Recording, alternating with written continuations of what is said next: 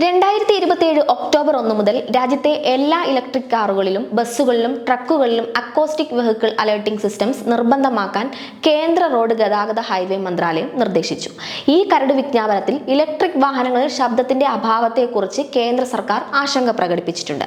ശബ്ദത്തിന്റെ അഭാവം കാൽനട യാത്രക്കാരും സൈക്കിൾ യാത്രക്കാരും ഉൾപ്പെടെയുള്ള മറ്റ് റോഡ് ഉപയോക്താക്കൾക്കും അപകടമുണ്ടാക്കാമെന്ന് സർക്കാർ ഭയക്കുന്നു. 2026 ഒക്ടോബർ 1 മുതൽ പാസഞ്ചർ EV മോഡലുകൾക്കും ഗുഡ്സ് EV മോഡലുകൾക്കും പുതിയ നിയമം നിർബന്ധമാകും. 2027 ഒക്ടോബറോടെ നിലവിലുള്ള എല്ലാ EV മോഡലുകൾക്കും ഈ നിയമം ബാധകമാകും.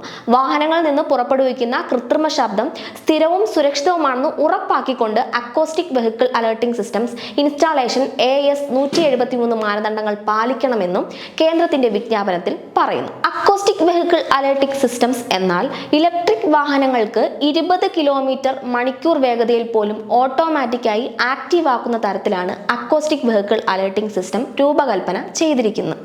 ഈ വേഗതയിൽ വാഹനം പലപ്പോഴും കാൽനട യാത്രക്കാർക്ക് കേൾക്കാൻ കഴിയുന്നത്ര നിശബ്ദമായിട്ടായിരിക്കും സഞ്ചരിക്കുക.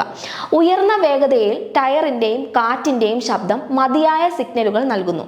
അതിനാൽ ഈ ഫീച്ചർ ആവശ്യമില്ല. നഗരപ്രദേശങ്ങൾ, പ്രത്യേകിച്ച് കാഴ്ച വൈകല്യമുള്ളവർക്ക് കാൽനട യാത്രക്കാരുടെ സുരക്ഷ വർദ്ധിപ്പിക്കുന്നതിന് ഈ സാങ്കേതിക വിദ്യ നിർണായകമാണ്.